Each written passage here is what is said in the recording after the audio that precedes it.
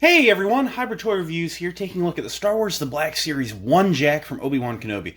This was a Walmart exclusive here in the United States, but I managed to pick this up from my good friend Tommy over at the 1313 podcast, the CEO of a Damaged Package Black Series. I'm just kidding, it was sold like that, as me aware, but he likes to get a little salty when I mention that, so have to throw that in. But it's an interesting looking figure, and one that I'd been on the fence about picking up, but I do love a good Forlorn type droid design, so I had to have it. Anyway, let's go ahead, get into the review, and take a look at what all you get with one JAC.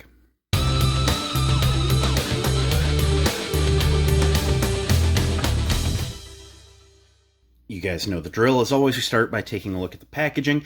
You have your Black Series logo up top above the window, showing off the figure and accessories off very nicely. You get that signature plastic crack on the window. You have your Star Wars Obi-Wan logo across the front. One JAC warning, 4+ Hasbro. Got a picture of one JAC over here looking menacing with his name down below. This side features your wraparound window, wraparound blue stripe, and your Black Series logo at the bottom. Around back, Black Series logo, picture on one JAC, his name. A bio about the show, not the character. I'm always going to mention that with Kenobi. He's number 8 in the Kenobi lineup. Got a bunch of legalese, Disney, Hasbro, barcode, legalese, other symbols of variety sorts. Up top, you have a hanger tab, little window that allows a bit of light into the packaging. Should you be the type to leave your figures on card, I am not. So let's go ahead, open them up, take a look at what we get here. So here we have one JAC out of the packaging. As always, we'll start with a look at the accessories. So they actually did something here that proves to me that they have the ability to do something I've wanted them to do for some time, which then they failed to do with this figure. He comes with 2 blaster pistols, and they are virtually identical pistols. Very nice sculpt. You know, it's in just a nice gunmetal gray, you know, a little bit of a shiny, you know, plastic. Kind of makes it look metally, and it looks good.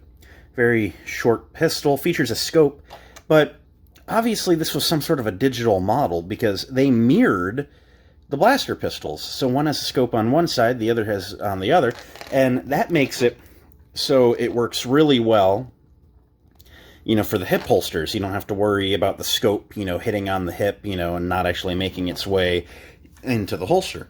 So the weapons storage works really well.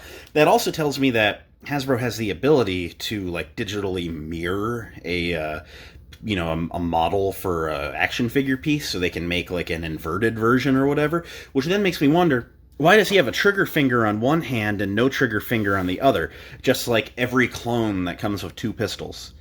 Like, obviously they can do it. What happened here? Like, all that they had to do with this figure, other than make holsters and this bandolier, is they could have, like, flipped that hand. The rest of the body existed. So, that's mildly frustrating.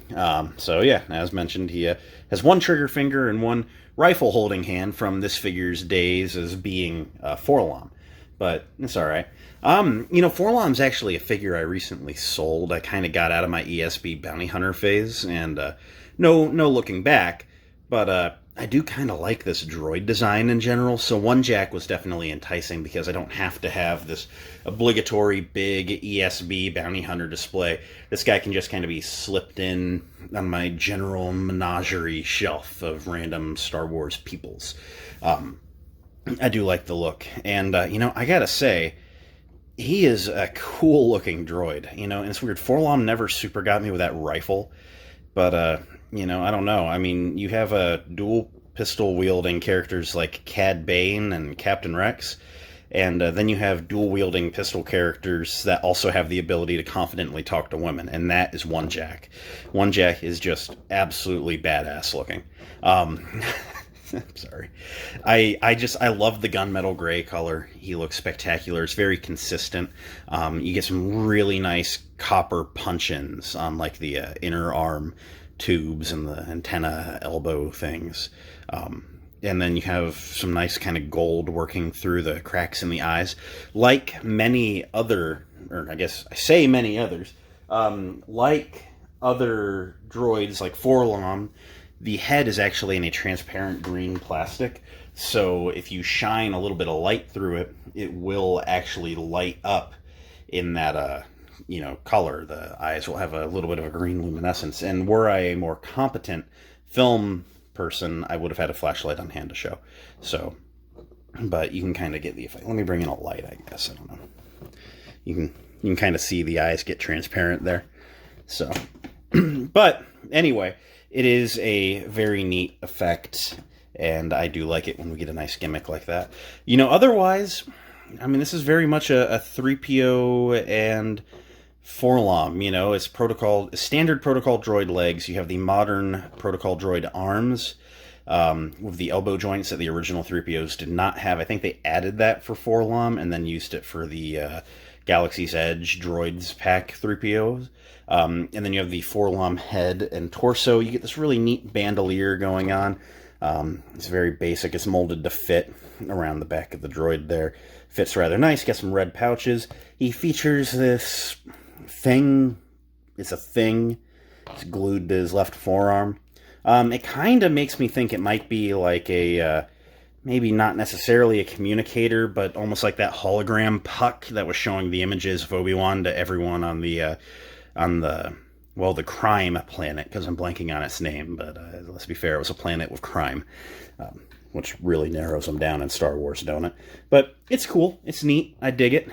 You got some really nice wiring going on in the abdomen, which is just a signature, you know, trademark bit with these characters. Around back, they're all silver. Get around front, you get some red and yellow mixed in there, so not really sure why, you know, we're putting silver to the back, but only silver to the back. We're segregating the colors of our wires here. But yeah, otherwise, he's just a really nice gunmetal gray, kind of shiny droid. I gotta say, I like this. This is just a cool Star Wars-y looking action figure. Let's run through some articulation, because I don't think I've actually ever reviewed a protocol droid type character on this channel. It features is it a hinge? No, that might be a double barbell. Like a double barbell head. Allows him to look that high up, which ain't crazy, but with those giant eyes, he don't really need to move his head to have a bit of peripheral vision on you, at least. He can bring his chin down pretty far. He can rotate and pivot like crazy. His arms, these protocol droids' arms are very limited. That's about how high they can go, but they can 360. He features a upper bicep swivel, single jointed elbows that can bend not quite to 90 because that piston gets in the way. So that is like your elbow range. It is not great. Admittedly, it's better than I personally would have expected, though. And listening to interviews that Anthony Daniels has done over the years, that's probably more range than he actually had in the costume. He features 360 degrees at the wrist, with the left one hinging in and out and the right one hinging up and down. A mid-torso ball joint allows him to crunch that far forward, pretty decently far back. Swivel, pivot. His legs can only kick out that far. They can go that far forward. Tying not really back. There's an upper thigh rotation in there. Single jointed knees that can only go that far. And I guess technically they can go backwards. You know, you can break the guy inside the costume's kneecap. And then his feet can point straight down, pretty decently far forward. And there's a forward-facing pin for rocker, allowing you to get some decently wide stances with both feet flat on the ground. To do some size comparisons, because at this point I actually have a fair few Kenobi figures out on the table next to me.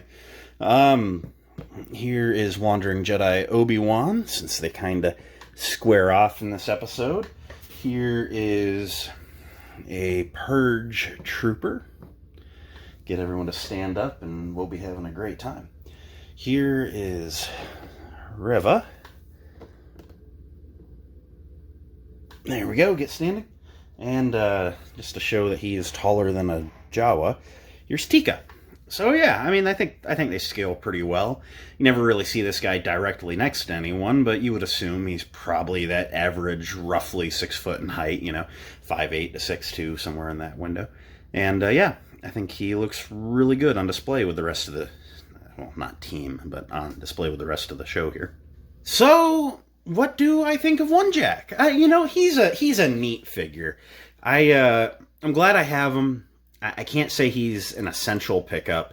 I think he is a fun figure. I'm happy to have this type of droid in the collection again.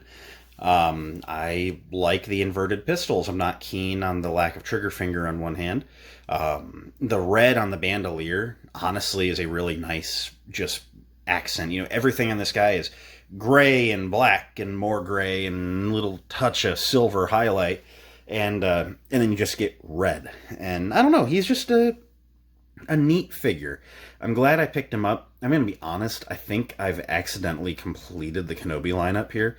I wasn't like going out of my way to get everyone. I guess I don't have Ned B, but he's kind of been tempting me, even though I kind of don't think he's a deluxe figure, but they're charging deluxe prices. And when they get that fourth sister out, she's an automatic pickup for me. And when they get the Jabeam Obi-Wan, he was going to be an automatic pickup for me. So, like, I think I've accidentally committed to completing this line.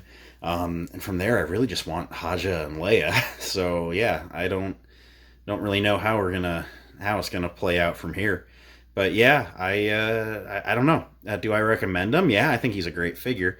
However, I'll openly say that I don't think you need him, like, for a collection. Like, if you don't have him, it's not going to be a big missing hole in the shelf. If you have him, he's just going to be something where you're like, oh, he's neat. So yeah, that's about where I'm at. Should be readily available from Walmart at this point. A lot of stores should just straight up have him at the stores. I've even seen a couple clearance posts here and there. And otherwise, I believe he's in stock on the website right now. So he should be pretty readily available for retail, which as an exclusive is about $27, which is a little unpleasant for a repaint, but what are you going to do? So yeah, all in all, solid figure. Glad to have him. Thank you, Tommy, for letting him go. I greatly appreciate it. He's going to be a welcome, happy addition to the collection. I'm going to go get working on some other reviews now. I got quite a few more to film tonight.